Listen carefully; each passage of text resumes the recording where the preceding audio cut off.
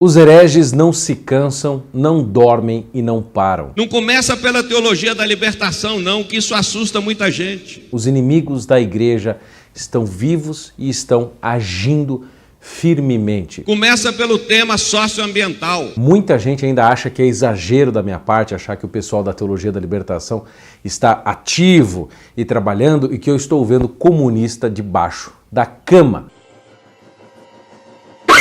Não é o pessoal mais idiota para pensar um negócio desse, só um tapado para pensar uma coisa desse tipo que não conhece a realidade, principalmente a realidade da Igreja Católica. Aí você vai estar pensando e dizendo, Bernardo, eu não sou católico, eu não tenho nada a ver com a Igreja Católica e a teologia da libertação não me toca, ela não faz mal para mim, eu não tenho nada a ver com isso. Porém, meu caro, deixe só me lembrar uma coisa importantíssima. Se não fosse a teologia da libertação, o PT não estaria aqui. Eu não sei quem.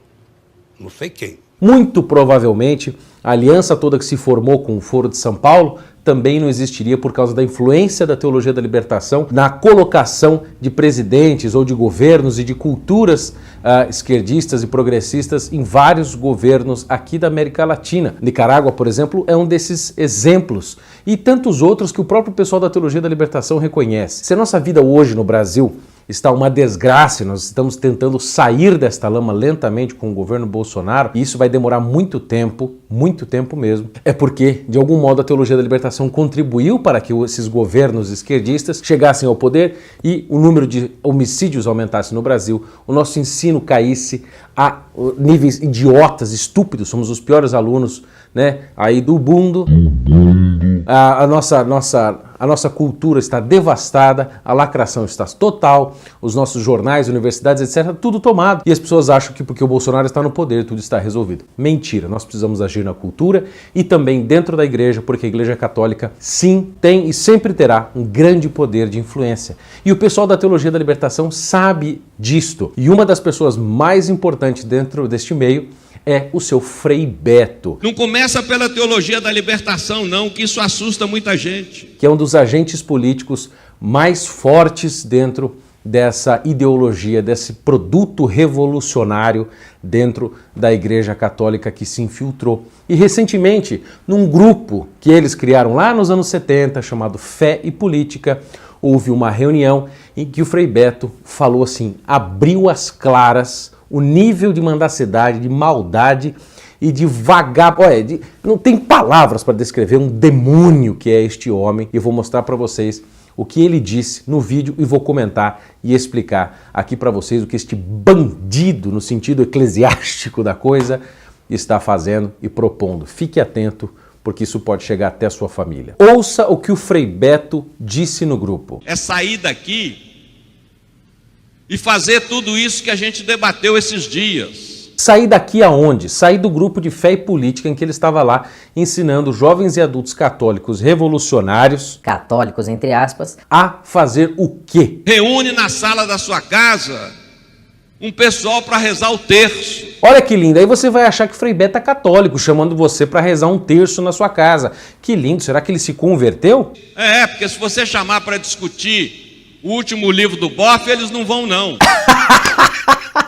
Até ele sabe que o Leonardo Boff está em descrédito e que ninguém lê aquelas porcarias daqueles livros do Leonardo Boff, que mesmo pelos altos intelectuais da teologia da libertação, não é considerado um bom teólogo. Ele é um poster boy, ele tornou-se assim a cara da história, mas ele não é o grande pensador da teologia da libertação.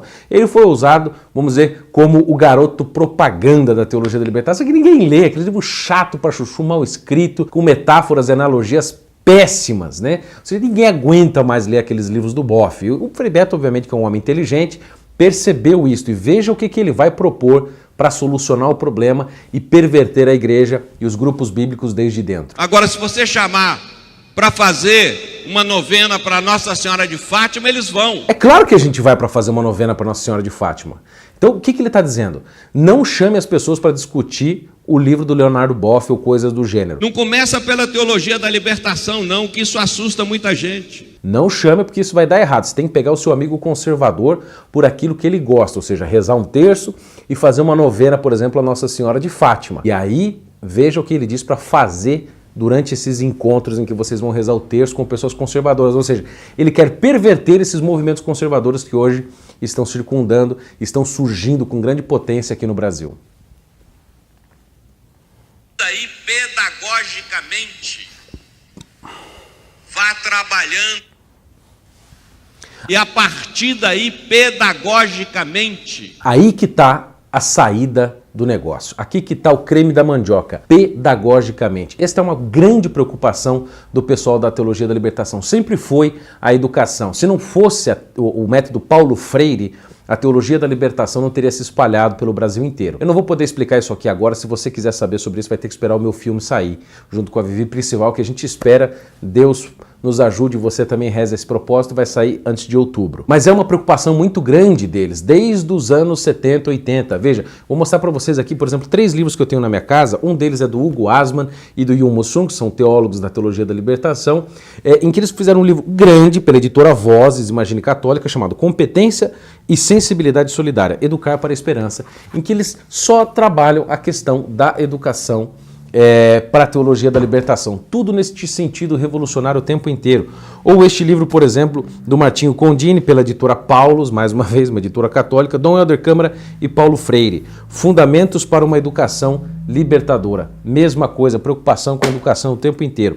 E este aqui já voltado para a juventude, do Flávio Monhói Sofiati, pela editora da UFSCar. Juventude Católica, o novo discurso da Teologia da Libertação. E o capítulo 4, o último deles, é fechando o livro e colocando o título de A Consolidação do Método Pedagógico e das Opções Políticas, em que ele vai trabalhar isto neste livro aqui. Ou seja, a preocupação educacional desse povo é muito grande. As comunidades eclesiais de base só existe por uma ação através da educação dos movimentos educacionais de base, ou movimentos de educação básica. E aí veja a dica que o Frei Beto vai dar para você cooptar e conseguir se infiltrar e perverter os grupos conservadores. Vá trabalhando com os textos bíblicos. Primeira coisa, usar os textos bíblicos. Então nada de tradição da igreja, santos doutores, catecismo da igreja católica, direito canônico, São Tomás de Aquino, Suma Teológica, Santo Agostinho, São Bernardo de Claraval, Santa Teresa d'Ávila, São Hugo de São Vítor e os doutores da igreja. Não, vá só para a Bíblia, fique na Bíblia, hein? Aprenda com o material do CEBI, aprenda com o material do Carlos Mesters. Pegue o material do CEBI. O que é o CEBI?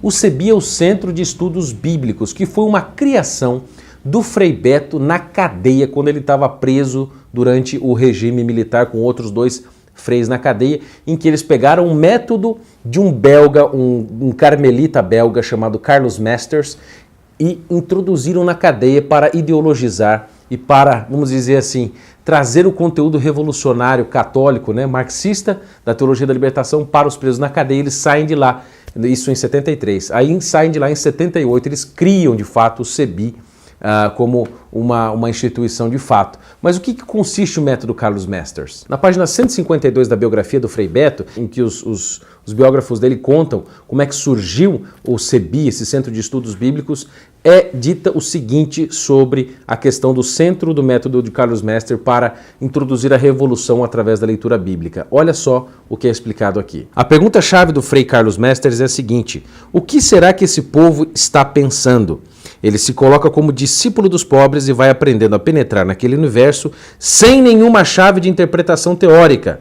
E é na prática que ele vai confrontar o evangelho com o que o povo vivia. Ou seja, você não vai ler a Bíblia e não vai entender as Escrituras à luz da tradição da igreja, à luz da própria igreja que escreveu, manteve, consolidou e preservou as Escrituras. Não, você vai ler a Bíblia a partir da sua própria situação pessoal, a partir da sua vivência, você vai jogar luz às Escrituras. Não são as Escrituras que trazem luz para você, só que daí, considerando a individualidade das pessoas e as suas situações, tem 1000 interpretações possíveis. E aí, então, você quebra a Bíblia e a Bíblia simplesmente vira um instrumento e não, de fato, uma luz que joga a verdade e ilumina a nossa vida. Esse é um dos métodos do Carlos Mesters, e também sair fazendo pergunta para instigar as pessoas num certo caminho revolucionário. Quer ver um exemplo? Eu tenho um livro do Carlos Mesters aqui na minha casa sobre a primeira carta de São Paulo aos Coríntios. E aqui tem vários períodos de análise da carta de São Paulo aos Coríntios e veja o que ele diz aqui sobre o trecho anunciai a morte do Senhor até que ele venha. Diz assim Carlos Masters: naquele tempo de São Paulo, a Eucaristia era chamada de Ceia do Senhor. Era uma grande confraternização em que cada um trazia seus comes e bebes e tudo era partilhado entre todos como expressão da doação que Jesus fez de si mesmo na última ceia. Ou seja, não há Eucaristia, não há celebração eucarística, não há consagração do pão e do vinho, nada para o Carlos Masters. No começo das Escrituras, ali onde a gente lê São Paulo, né, a igreja incipiente, era só um comes e bebes, era uma reunião de amigos, era um blá blá blá, era só um clubinho que se reunia para comer e beber. Não tinha missa, não tinha nada, não tinha a repetição do que Jesus tinha feito ali na última ceia. Não, eram comes e bebes. E todo mundo dividia o que tinha. Percebeu a malandragem? Todo mundo dividia tudo o que tinha. Todo mundo socializava os seus bens. E aí no final ele faz as perguntinhas aqui. O que mais chamou sua atenção nas palavras de Paulo? Para Paulo, qual é o ponto central na celebração da ceia do Senhor? Qual a luz que encontramos para vivenciar melhor a Eucaristia na nossa comunidade? Ou seja, não é você que aprende com o texto bíblico, é você que impõe a sua narrativa ao texto bíblico. Vocês percebem a malandragem da coisa? Ele vira completamente o sentido da tratativa e da relação com as Escrituras e submete às Escrituras à sua vida pessoal. Somando isso, né, a todo o bombardeio de ideologia que a gente recebe, né, e de cultura marxista que a gente está imerso, a gente vai acabar refletindo isso de algum modo na leitura bíblica. Portanto, meus caros, olha, não é possível a gente ler as Escrituras simplesmente sozinho, a gente tem de lê-las dentro da igreja. Se você ler as Escrituras fora da igreja e tentar colocar a sua cabecinha ali dentro da Bíblia, né, e não permitir que ela ilumine a sua vida a partir dos 2000 anos de tradição e de magistério da Igreja Católica, vai dar erro. Aprenda com o material do Carlos Masters. Tá vendo? Aprenda com o material do Carlos Masters, diz Frei Beto. Se prepare, se forma para fazer esse trabalho pedagógico que um dia fizeram com cada um de nós. Tá vendo? Fazer o trabalho pedagógico que um dia fizeram com a gente. Ou seja, ele admite que este método, toda esta questão de virada de interpretação das Escrituras também foi feita com ele. E com todo o pessoal das comunidades eclesiais de base, com o pessoal que eles ideologizaram com o marxismo dentro da igreja. Meu amigo, fique atento, porque esses caras não vão parar. E nós também não vamos parar. Frei Beto, o seu discurso falido da teologia da libertação caiu. Você mesmo admitiu que ninguém quer ler livro do Boff. Porque se você chamar para discutir o último livro do Boff, eles não vão não. Vocês estão perdendo o jogo. As pessoas que são devotos, por exemplo, aqui eu tenho a imagem de Nossa Senhora de Fátima, estão vencendo o jogo. No fim, o coração imaculado de Nossa Senhora de Fátima triunfará e vocês ficarão envergonhados e expostos ao desprezo como o demônio foi depois da crucificação de Nosso Senhor. Não começa pela teologia da libertação não, que isso assusta muita gente. A verdade vencerá, Frei Beto. Vocês estão perdendo o jogo. Vocês querem infiltrar os nossos grupos porque vocês não produzem mais nada. Ninguém dá bola mais para vocês. Vocês estão em baixa. E as pessoas verdadeiramente católicas estão acordando e amando a igreja pelo que ela é, não por aquilo que vocês querem fazer dela ou por aquilo que vocês transformaram-na. Vocês estão querendo simplesmente parasitar os bons grupos que surgiram e não criar. Vocês são cepas vazias, mortas. Vocês não têm vida em vocês mesmos porque vocês trabalham para a mentira e nós estamos sabendo o que está acontecendo e vocês estão com a bunda de fora, expostos, e nós estamos aqui rindo da cara de vocês pelo vosso desespero. Pessoal, vocês viram que aqui atrás tinha um quadro, né? Eu quero mostrar para vocês aqui esse quadro que na verdade é um ícone que eu pedi e encomendei com o Walter Wellington, que é um iconógrafo lá de Brasília, um ícone de São Bernardo de Claraval. Eu quero que vocês admirem a beleza deste ícone. Eu vou ter que virar assim por causa do brilho.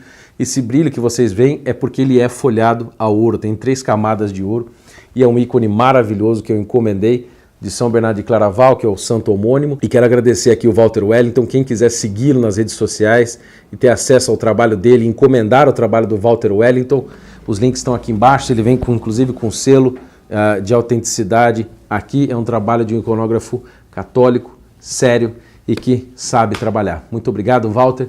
Vocês fiquem espertos, porque a malandragem do Frei Beto vai começar a entrar por aí e eu já avisei, tem mais de ano. Deus abençoe, fiquem firmes, centrado na igreja, na verdade, em Nosso Senhor, e não caia em balela revolucionária. Um beijo, Frei Beto. Balbal, neném. Chora mais que tá pouco. Não começa pela teologia da libertação, não, que isso assusta muita gente. Porque se você chamar para discutir o último livro do Boff, eles não vão, não. Por isso eu sou indignado, por isso eu sou indignado. Chora mais, daqui não dá pra te ouvir. Por isso eu digo que chora mais.